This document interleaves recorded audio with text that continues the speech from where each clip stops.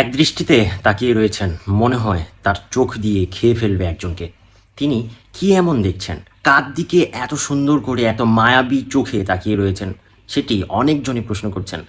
আসলে এই ঘটনার আড়ালে বিভিন্ন বিষয় লুকায়িত রয়েছে। বর্তমানে খুব কম বয়সী তরুণ তরুণীরা রাজধানীতে এসে বিভিন্ন অন্যায় অপকর্মের সাথে জড়িয়ে পড়ছেন।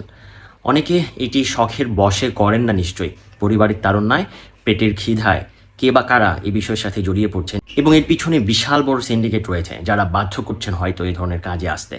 তো দিন শেষে আপনার কিংবা আমার কে বা কারা এই কাজের সাথে জড়িয়ে পড়ছে সেটি খোঁজখবর রাখতে হবে। যারা পিতামাতা রয়েছেন তাদেরকে অবশ্যই খোঁজখবর রাখতে হবে আপনার সন্তান কোথায় যাচ্ছে, কার সাথে মেলামেশা করছে, কার সাথে সময় ব্যয় করছে, সেসব বিষয়। না হলে এই সমস্ত অনাকাঙ্ক্ষিত ঘটনা ঘটে যাওয়ায় মান সম্মান যেমন আপনাদের যাবে এবং ভবিষ্যৎ নষ্ট হয়ে যাবে আপনার সন্তানের। তাই আপনার বোন, মেয়ে কিংবা আপনার বন্ধুর খোঁজখবর রাখুন, সে আসলে কোথায় যাচ্ছে। সে কয়েকটা টাকা অর্জন করার জন্য নিজের সম্মানটুকু হানি করছে না তো?